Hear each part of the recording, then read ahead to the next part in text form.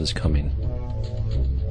Furthermore, the character of Jesus being a literary and astrological hybrid is most explicitly a plagiarization of the Egyptian sun god Horus. For example, inscribed about 3,500 years ago on the walls at the Temple of Luxor in Egypt are images of the Annunciation, the miracle conception, the birth, and the adoration of Horus. The images begin with Thoth announcing to the Virgin Isis that she will conceive Horus, then Neph, the Holy Ghost, impregnating the Virgin, and then the virgin birth and the adoration. This is exactly the story of Jesus' miracle conception. In fact, the literary similarities between the Egyptian religion and the Christian religion are staggering.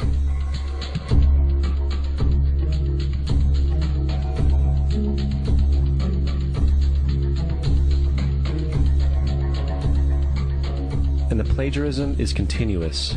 The story of Noah and Noah's Ark is taken directly from tradition. The concept of the Great Flood is ubiquitous throughout the ancient world, with over 200 cited claims in different periods and times. However, one need look no further for a pre-Christian source than the Epic of Gilgamesh, written in 2600 BC. This story talks of a great flood commanded by God, an ark with saved animals upon it, and even the release and return of a dove, all held in common with the biblical story among many other similarities. And then there is the plagiarized story of Moses. Upon Moses' birth, it is said that he was placed in a reed basket and set adrift in a river in order to avoid infanticide. He was later rescued by a daughter of royalty and raised by her as a prince.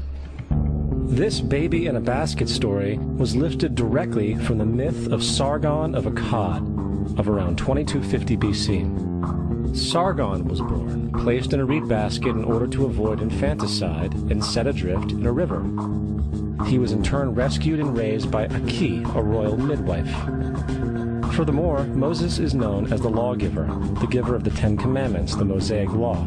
However, the idea of a law being passed from God to a prophet up on a mountain is also a very old motif. Moses is just another lawgiver in a long line of lawgivers in mythological history. In India, Manu was the great lawgiver. In Crete, Minos ascended Mount Dicta, where Zeus gave him the sacred laws, while in Egypt there was Meses, who carried stone tablets and upon them the laws of God were written. Manu, Minos, Meses, Moses. And as far as the Ten Commandments, they are taken outright from spell 125 in the Egyptian Book of the Dead. What the Book of the Dead phrased, "I have not stolen," became "Thou shalt not steal." "I have not killed," became "Thou shalt not kill." "I have not told lies," became "Thou shalt not bear false witness," and so forth. In fact, the Egyptian religion is likely the primary foundational basis for the Judeo-Christian theology.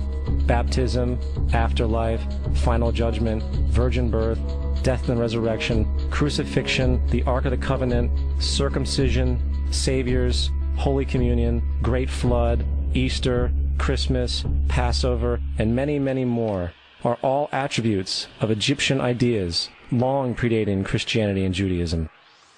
Justin Martyr, one of the first Christian historians and defenders, wrote, "When we say that he, Jesus Christ, our teacher, was produced without sexual union, was crucified and died and rose again and ascended into heaven, we propound nothing different from what you believe regarding those who you esteem sons of Jupiter."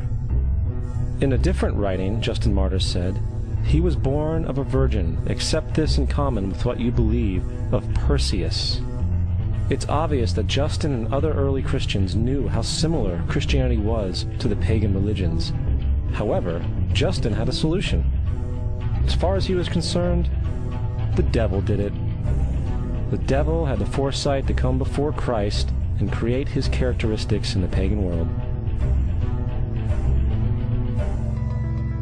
Fundamentalist Christianity, fascinating.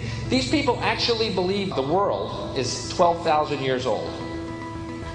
Swear to God. I actually asked one of these guys, okay, dinosaur fossils. He says, dinosaur fossils? God put those here to test our faith.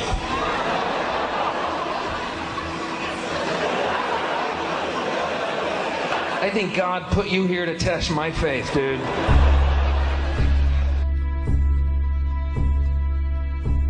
The Bible is nothing more than an astrotheological literary hybrid, just like nearly all religious myths before it.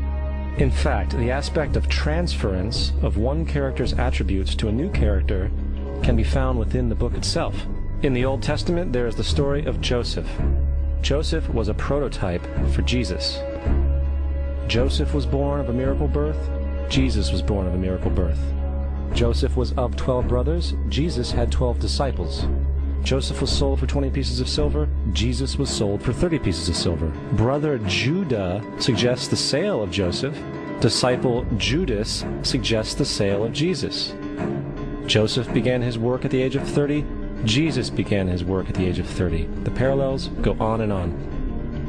Furthermore, is there any non-biblical historical evidence of any person living with the name Jesus, the son of Mary, who traveled about with 12 followers, healing people and the like? There are numerous historians who lived in and around the Mediterranean, either during or soon after the assumed life of Jesus. How many of these historians document this figure? Not one. However, to be fair, that doesn't mean defenders of the historical Jesus haven't claimed the contrary. 4 historians are typically referenced to justify Jesus' existence. Pliny the Younger, Suetonius, and Tacitus are the first 3. Each one of their entries consists of only a few sentences at best, and only refer to Christus or the Christ, which in fact is not a name but a title. It means the Anointed One. The 4th source is Josephus, and this source has been proven to be a forgery for hundreds of years. Sadly, it is still cited as truth. You would think that a guy who rose from the dead and ascended into heaven for all eyes to see and performed the wealth of miracles acclaimed to him would have made it into the historical record.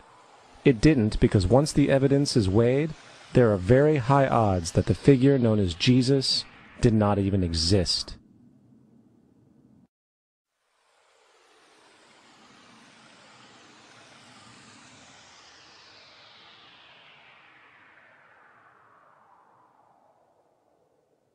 We don't want to be unkind, but we want to be factual. We don't want to cause hurt feelings, but we want to be academically correct in what we understand and know to be true. Christianity just is not based on truth. We find that Christianity was in fact nothing more than a Roman story, developed politically.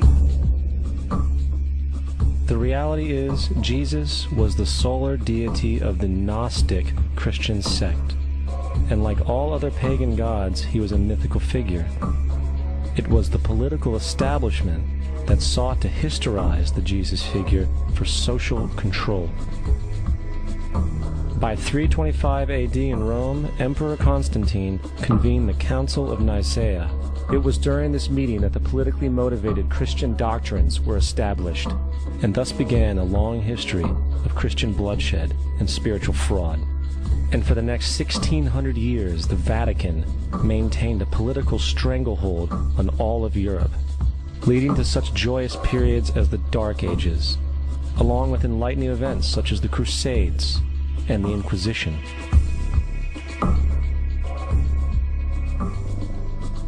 Christianity, along with all other theistic belief systems, is the fraud of the age. It serves to detach the species from the natural world, and likewise each other. It supports blind submission to authority. It reduces human responsibility to the effect that God controls everything, and in turn awful crimes can be justified in the name of a divine pursuit. And most importantly, it empowers those who know the truth but use the myth to manipulate and control societies.